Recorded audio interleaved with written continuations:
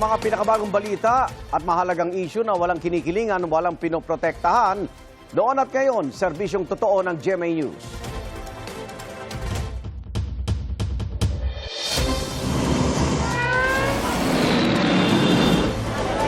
Sa Prague, sa kayo po ay pinsala. Narito na ang mga unang balita.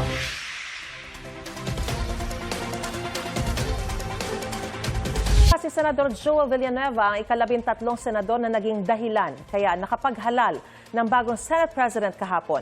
Parehong sinabi ni Senador J.V. Ejercito at Senador Mig Zubiri na silang kumausap kay Villanueva para lumipat sa majority. Wala raw kapalit ang paglipat ni Villanueva na isa sa mga nakatakdang kasuhan kaugnay sa flood control projects ayon kay Ombudsman Jesus Crispin Remulla.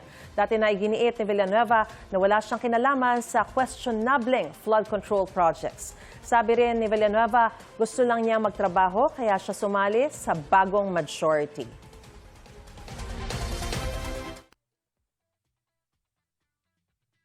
Work. Nakita nyo naman yung ginagawa natin dito, boss. Trabaho. How are you with Senator Alan, sir? How are you with Senator Alan? We're brothers at the end of the day. To be fair, walang sinasabing may konsensyo, maleta. Walang ganun, no? I think it's more yung concern for the Senate. Senator Joel, gusto lang po niya magtrabaho. Wala po mga sinasabing mga chismis na may mga pamimigay or mga concessions. None. Babasa lang po. Kasama ni Villanueva sa bagong Senate majority ang 11 miyembro ng Gatchalian Bloc. Naunang lumipat si Senator Cheese Escudero na dumating sa Session Hall noong June 3. 11 naman ang miyembro ng Minority Bloc sa pamumuno ng pinalitang Senate President na si Alan Peter Cayetano. Wala sa morning session kahapon ang minority senators nang iluklok si Gatchalian bilang Senate President. Hapon pa dumating ang ilan sa kanila para sa hearing ng Commission on Appointments. Ang ilan binati ang mga bagong leader ng Senado. Congratulations sa mga bagong na-elect. Trabaho lang po ako. Gusto kong makapagtrabaho tayo. Congratulations. I'm truly, sincerely happy kay Sherwin. He's a good friend, very competent, brilliant, disciplined. Ay, gusto lang namin magtrabaho. Hindi naman kami nanggugulo eh. Sinusuportahan niyo, ma'am, yung bagong leadership po? May 13, di ba? Common sense, di ba? What's in the rules? Yes. What's in the Constitution? Where you have 13, Section 2. yun lang. So pag hindi sumunod sa rules, doon lang naman kami may problema. Pero pag sumunod sa Constitution at sa rules, there's no problem. Nasa Russia si Pangulong Bongbong Marcos para dumalo sa ASEAN-Russia Commemorative Summit na magbubukas ngayong araw. Bago yan, nagpulong sina Pangulong Marcos at Russian President Vladimir Putin. Live mula sa Kazan, Russia. May unang balita si Tina Pangaliban Perez. Tina?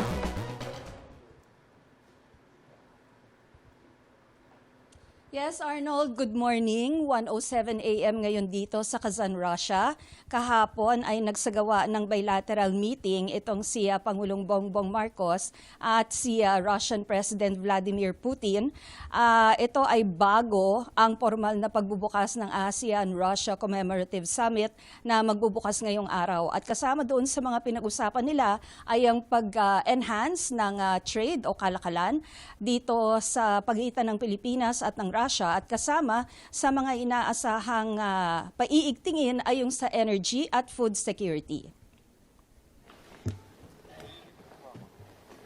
Parehong bukas sina Pangulong Bongbong Marcos at Russian President Vladimir Putin na palawakin pa ang kalakalan ng Pilipinas at Russia. Apparently, we are approaching the present threshold with an immense capital of mutual beneficial cooperation underpinned by good traditions of mutual respect and respect for legitimate interests of each other. Last year, bilateral trade exceeded $0.5 billion. Of course, this is far from the limit, and of course, there is a good potential to enhance supplies of agriculture and energy resources. We appreciate the forward-looking exchange and on the different structural issues that affect the trade between our two countries. And as you have mentioned, Your Excellency, there are many potential areas that I think we still that's still open to explore. And I think that the present level of trade, although it is steady, I think that there's a great deal more that we can do. Isa sa mga pangunahing issue sa bilateral meeting ni Pangulong Marcos at ni President Putin ay ang issue ng energy security. Lalo pat ang Pilipinas ay apektado ng giyera sa Middle East, habang ang Russia naman ang may pinakamalaking gas reserve sa buong mundo at ang pinakamalaking gas exporter. We note that during the JCT-EC meeting held in Moscow, energy and food security emerged as one of the mutual priorities of both our countries. And that is why we again, that B2B component at the sidelines of the GCT-EC enabled Philippines and Russia to establish networks and explore joint ventures. Ito ang unang pagbisita ni Pangulong Marcos sa Russia, kung kailan chairman ng Pilipinas ng ASEAN o Association of Southeast Asian Nations ngayong 2026. Nasabay rin ito sa paggunita ng ika-35 anibersaryo ng relasyon ng ASEAN at ng Russia na nakatakdang pag-usapan sa ASEAN-Russia Commemorative Summit ngayong June 18. It is a pleasure to welcome you in Russia, in Kazan. As far as I know, this is your first visit to Russia.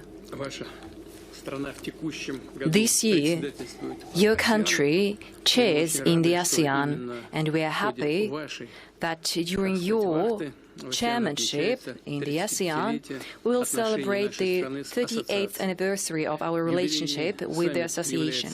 The commemorative summit is a landmark in the development of the Russia-ASEAN strategic partnership. Together, tomorrow, we'll co-chair plenary of the summit and present our deliverables to mass media. Kinuha rin ni Putin ang pagkakataong batiin ang mga Pilipino sa ating paggunita ng Araw ng Kalayaan noong June 12, na isa ring national holiday sa Russia. Dagdag pa ni Putin, ngayong buwan din, ginugunita ang ika-50 anibersaryo ng diplomatic relations ng Pilipinas at Russia. Binalikan pa nga ni Putin ang naging pagbisita ni Nooy Pangulong Ferdinand Marcos Sr. sa Russia noong 1976. Sabi ng Pangulo ng Russia, magandang pagkakataon na nakapulong niya si Pangulong Bongbong Marcos para suriin ang kasalukuyang kooperasyon ng Pilipinas at Russia. Inimbitahan ni Pangulong Marcos si Putin na dumalo sa 21st East Asia Summit na gaganapin sa Maynila sa Nobyembre. Matapos ang kanilang pulong, dumalo rin ang dalawang Pangulo sa isang gala na dinaluhan din ng iba pang heads of government.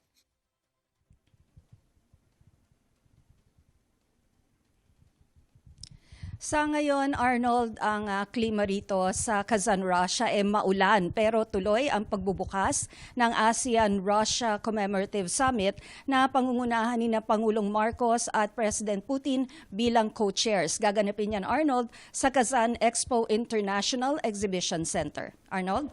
Tina, bukod sa agrikultura at kalakalan, may iba pa bang napag-usapan sina Pangulong Marcos at President Putin tungkol sa defense o kaya security?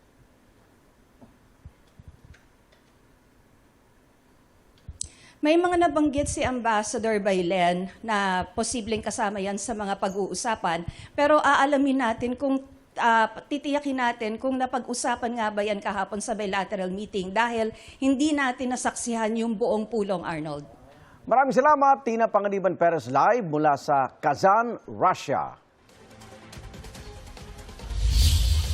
Bagamat balintawak ang bagsakan po ng mga gulay at mga prutas, medyo may mga pagtaas po sa presyo ng mga ilang bilihin. Gaya po ng mga gulay na galing po ng Baguio. Sabi ko ng ilang mga nakausap natin nagtitinda, nagkaroon ng pagtaas dito. Gaya niya repolyo, pechay, sayote, patatas at carrots. Kaya yung mga gulay na nanggaling ng Baguio. Yung pechay Baguio po ay maabot ngayon sa 60 pesos per kilo. Ang sayote, 60 pesos per kilo. Patatas, 80 to 90 pesos. Samantalang yung green ice, medyo nagkaroon na kaunting pagbaba ito, no? Dahil ang presyo niyan ay 250 pesos, pero ngayon po ay umaabot na lamang sa 170 hanggang 180. Pero yung mga gulay po, yung tinatawag na lowland vegetables, gaya ho nitong sitaw. Alam niyo ba na ang sitaw, yung dati ho isang bungkus na ganito, ay umaabot ho ng 300 hanggang 350 pesos. Pero ngayon, umaabot na lamang po ito ng 90 pesos. Yung talong po ay 60 pesos per kilo. Yung okra naman po may kaunting paggalaw dahil dati po ay 140 ay naging 100. 140 na ho ngayon pero dati 120 so nagkaroon ho ng konting pagtaas. Yung sa nagtitinda ho dito, ano yung sinasabi? Bakit tumataas yung presyo galing Baguio? Siguro po sa may sa may konti pong pag-angkat ng gulay po na galing Baguio So po. mas mahal yung galing Baguio pero yung Opo. sabi mo kanina yung mga galing Nueva Opo, Ecija. galing Biskaya po. Opo, Biskaya. mababa lang po ang gulay po galing Biskaya. Kaysa po sa Baguio. Oo. So ano yan? Paano yan? Ba, ngayon nagtag-ulan na tayo, Opo. tapos baka may mga bagyo. Ano yung inaasahan nyo? Baka tataas pa kaya lalo Opo, yan? may pag-angat, may pagbaba din po na nangyayari sa gulay po natin. Pero yung mga gulay, yung lowland, malaking pagbaba? Opo, malaki po ang pagbaba. Bakit Katulad daw? po ng talong, katulad Sitaw. po ng sitaw. Lalo na po ang sitaw, bumaba po ang sitaw na dati nga pong 300, 350. Ngayon po nakukuha na po ng 90, 80. Oo nga, bakit ang laki ng pagbaba? Sa dami din po ng Supply. po ng gulay. Oo, pero yun, parang ginto pala yung sitaw dati. Opo, sobrang mahal po ng sitaw Oo, po dahil dati. parang nung mataas na gano'n, may bumibili ba? Opo, kahit papano naman po. Kasi kailangan din po kahit papano. Oo, sa bagay kasi pagkakailangan natin sa isang putahe. So, kumusta yung mga mamimili? Alin ang mabili? Yung sa galing Baguio o yung galing lowland? Di po pare-pareho. May araw po na mabili po, may araw din po na matumal. Okay. Salamat, Joyce. Okay po, thank you. Isa ho sa mga nagtitinda dito sa Balintawak Market. So, alamin naman natin yung ano ng mga namimili dito. Nay, pwede ba kayo makausap? Kumusta ho pamimili nyo? Okay lang po. Ano masasabi nyo sa presyo ng mga bilihin? Mahal po eh. Mahal? Halimbawa, Oo. alin po? Ano ba tinitingnan nyo? Yung ano po, yung patola, 90. 90 ang kilo. Okay. Ano pa po? Ayun lang po yun. So, ano ginagawa Yung niyo palang- pag budget? Ano ba mga napamili niyo? Inahatak na lang namin po. Malunggay. Paano ginagawa niyo yung diskarte sa pamimili para makapamili kayo kahit pa medyo mahal? Konti-konti lang po. Konti-konti lang? Opo. Para Para may pang-ulam lang ng isang araw, ganun po. Oo. So, tinitingnan niyo rin ba kung yung mga gulay na mura? Medyo mura-mura po. Doon, yun na lang binibili Opo. niyo? Okay. Diskarte? Opo. Diskarting mamimili. Mamimili. Salamat po, Nay. Yan. Salamat din po. Salamat din po. Yan. Ngayon, doon sa mga namimili, kung gusto niyo ho na medyo mas mura, may mga binebenta ho kasi dito yung sa palengke, yung mga gayat-gayat na. Ito, ano ba to? Yan to. Papaya, kung gusto niyo kilawin. Ito ay upo. Upo, tapos ay pampinakbet, ayan, may gayat na ampalaya. Magkano kilo na mga yan? Dito po sa ampalaya, 70 po. Gayat na yon. Oo, ito toge ba to? Panlumpiang lumpiang toge. Ito pang chapsuy, ayan. So, mas mura-mura ho yan kung kukumpara nyo sa bibili kayo ng tingi-tingi ng mga gulay. So, yun lang ho maganda pag namimili kayo sa palengke. Ngayon, yung budget nyo ay pwede nyo i-adjust doon sa pwede nyo mabili sa palengke, di ba? Makakapili kayo para mapagkasya at makadiskarte kayo ng maayos doon sa inyong budget na dala sa inyong pamamalengke. Mula po rito sa Balintawak Market, balik po tayo sa studio. Pinagmumulta ng Department of Labor and Employment ng mahigit 11 milyong piso ang may-ari at kontraktor nung pumunggol sa Angeles, Pampanga. Mahigit 1 milyong piso yan ay mapupunta sa mga apektadong manggagawa para sa mga sahod at benepisyo na hindi na ibigay sa kanila noon. Mahigit 10 milyong piso naman ay para sa administrative fees. Ayon sa DOLE, may mga nakitang paglabag sa labor at safety standards sa pagtatayo ng gusali. I-endorse na DOLE sa National Bureau of Investigation at lokal na pamahalaan ng Angeles City ang kompletong records ng kaso para sa paghahain ng mga reklamo. Una nang tiniyak ng DOLE na nakakatanggap ng tulong ang mga pamilya ng mga nasawing empleyado. Sang-ayon ng mga construction workers sa desisyon ng DOLE, anila ang hindi ligtas ang kanilang pagtatrabaho dahil walang mga safety equipment, kulang din daw sila sa sahod at benepisyo. Wala pang pahayag ang Golden Years Construction and Steelworks Corporation at may-ari na si Ernest Jackson Lim sa ipinataw na multa ng DOLE.